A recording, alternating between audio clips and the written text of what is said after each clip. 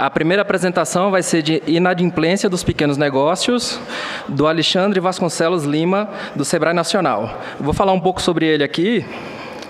Ele é formado em Estatística pela UNB e especialista em Matemática e Estatística pela Universidade Federal de Lavras. Possui mais de 10 anos na experiência de análise de dados e atualmente é analista da Unidade de Gestão Estratégica do Sebrae Nacional. Por favor, recebam o Alexandre.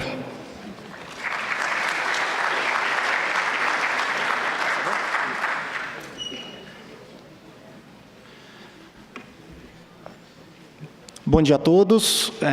A ideia aqui é falar um pouco da inadimplência, do trabalho que a gente tem feito no Sebrae. E, para iniciar, falar um pouco o que a gente considera pequeno negócio, né? Um conceito um pouco do Sebrae é o microempreendedor individual. São empresários individuais que faturam até R$60 mil ano, microempresas, aquelas que faturam até R$360 mil, e empresas de pequeno porte com faturamento até R$3.600.000.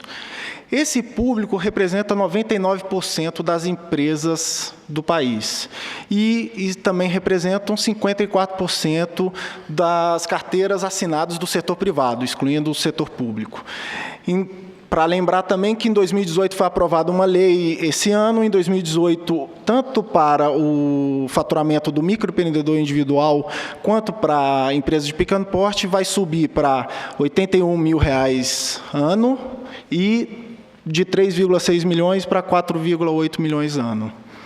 Bom, mas a ideia aqui é um pouco falar da inadimplência. E para dar uma ideia da situação desse problema, primeiro eu trago esse gráfico.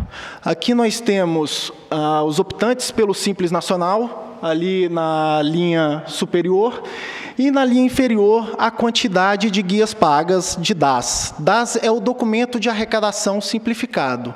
E a gente já vê aqui um grande gap, esses são os dados da Receita Federal, e a gente vê um grande gap aqui entre as duas curvas. O que nos dá uma estimativa que cerca de metade das empresas optantes pelo Simples Nacional não estão em dia com as suas obrigações tributárias. Bom, a situação do microempreendedor individual é um pouco pior, né? Ele puxa, inclusive, um pouco a média para cima. A gente vê que a inadimplência dele chega a níveis de 60% esse ano, inclusive uma curva, quando a gente está analisando o período de 2012 até 2017, tem uma curva ascendente. Já para microempresa e empresa de pequeno porte, também é alta, tá? Patamares ali de 45%, só que a gente vê uma curva descendente, né? E aí gerou uma dúvida para a gente aqui no Sebrae. Qual que seria o perfil desses inadimplentes? Será que eu poderia atribuir razão de chance? Será que um microempreendedor individual com certa característica tem uma probabilidade maior de ser inadimplente do que outro? E, para isso, fizemos duas pesquisas de opiniões, né? A gente não tem dados da Receita, isso é sigilo fiscal, então a gente teve que ir coleta primária. A gente tinha duas pesquisas, já tem duas pesquisas que a gente faz recorrentemente, tá, a cada 2 anos. A primeira chamada Perfil MEI, que é o perfil do microempreendedor individual, e a segunda é a perfil do microempresário e empresário de pequeno porte. Para essas duas pesquisas, a gente tem uma amostra superior a 10 mil entrevistados, e nesse ano acrescentamos 2 perguntas, que estão ali abaixo. O senhor já deixou de pagar alguma vez um imposto? E hoje, qual a situação que você se encontra? Bom, falar um pouco dos resultados, tá? Aqui, para o microempreendedor individual, a gente vê já algumas relações. O homem é mais inadimplente do que a mulher. A gente vê também que aquele que não é branco, aquele que não se autodeclara branco, se declara outra raça, cor, ele é mais inadimplente. Surpreendentemente, o nível de escolaridade que se apresentou maior inadimplência foi o de superior incompleto. Também, para nossa surpresa, aquele que tinha uma ocupação formal anterior, ou seja, aquele que vinha de carteira assinada ou servidor público, que estava coberto pela Previdência de alguma forma, isso a gente chamou de formalizado. Ele teve uma inadimplência até levemente superior àquele que já era informal, ou estava desempregado, ou era empregado sem carteira. E também aquele que não recebeu alguma ajuda teve uma inadimplência maior do que aquele que recebeu alguma ajuda, seja do próprio SEBRAE, seja de um amigo, parente, etc. A gente também vê que essa inadimplência não é homogênea no Brasil. A gente vê claramente aqui os estados do Norte, Nordeste e Centro-Oeste possuem uma inadimplência muito maior do que o Sudeste e Sul. Bom, analisando um pouco a idade, a gente vê que os mais jovens são mais inadimplentes, e isso inclusive, após esse estudo, fizemos alguns grupos focais para entender o porquê disso.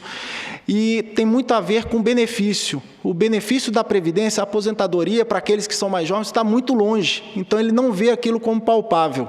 Então, isso chamou a atenção. A mediana, a gente vê pelo gráfico de box plot, a mediana dos que são inadimplentes é menor.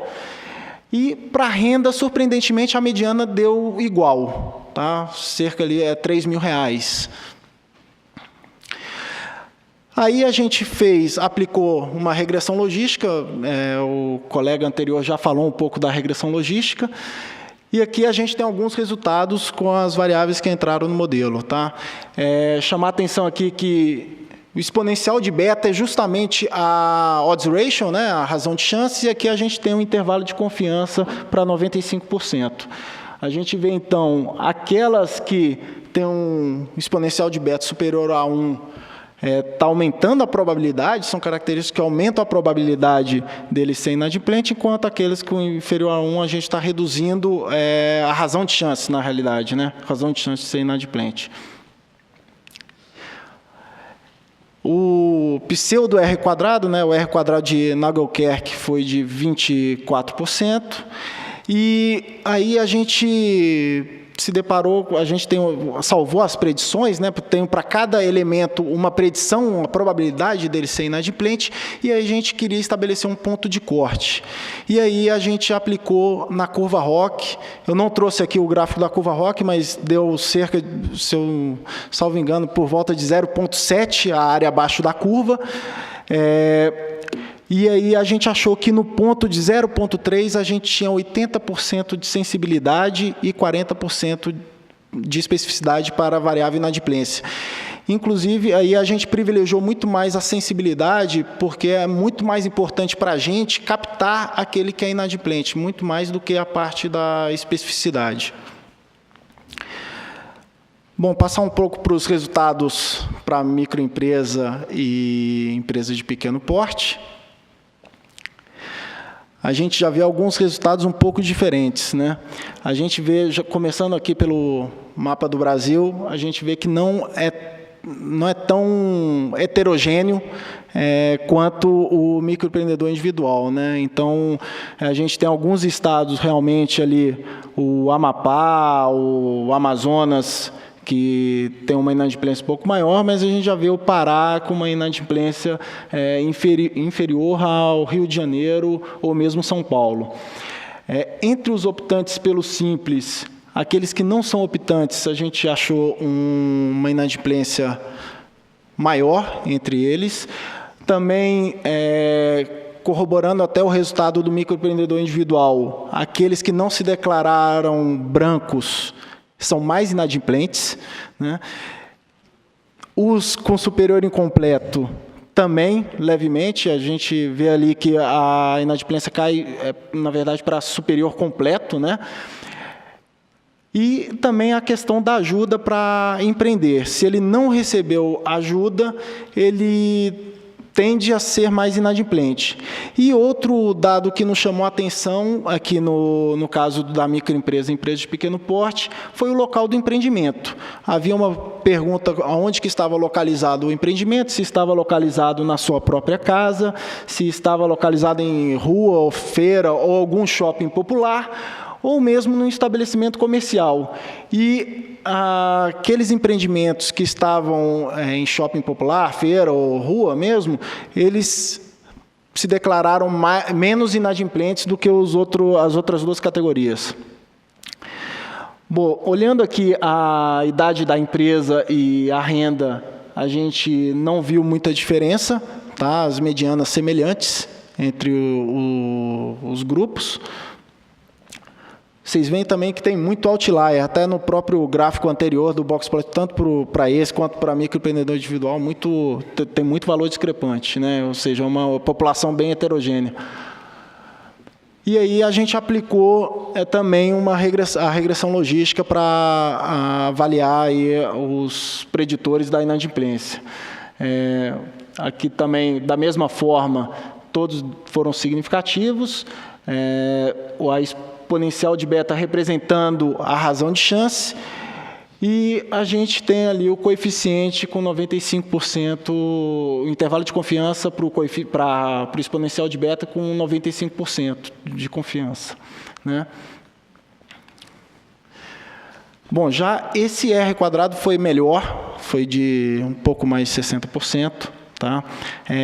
A gente também aplicou isso na curva ROC. Nesse caso, também deu uma área abaixo da curva um pouco maior, cerca de 0,75. E aí, no ponto de 0,13, a gente tinha uma sensibilidade de cerca de 70% e uma especificidade de 50%. Bom, esses resultados, na verdade, são os primeiros resultados da pesquisa que aplicamos esse ano, e aí a nossa ideia agora a gente colocar isso em operação, tornar o modelo operacional. Então, a nossa ideia de próximos passos seria aplicar o resultado na base de empresa, que a gente tem um convênio com a Receita Federal, então a gente tem a base de CNPJs, ou mesmo da RAIS, do Ministério do Trabalho e Emprego. A ideia é testar no nosso atendimento, e aí a gente até vale ressaltar que na pesquisa a gente fez alguns pilotos em que, quando a gente falava que era Sebrae em parceria com Receita Federal, alguma coisa, o próprio entrevistado, a gente via que ele tinha um receio de atender. Quando falava que era apenas pesquisa do Sebrae, isso é uma vantagem, abre portas, até por não ser um serviço de apoio, né? Não é fiscalização, etc. Então, a gente conseguiu, inclusive, quando a gente testava isso com algumas variáveis que, conjuntamente com a Receita, a gente batia os números. E aí aplicar aprendizado de máquina, isso a gente espera fazer isso para o próximo ano. Tá? A ideia aqui é trazer um pouco dos resultados que a gente já conseguiu ter, né? E no futuro a gente apresenta esses próximos passos. Bom, agradecer a oportunidade, agradecer também aos colegas Tomás e Nelson que participaram do trabalho. E aí eu fico à disposição para perguntas.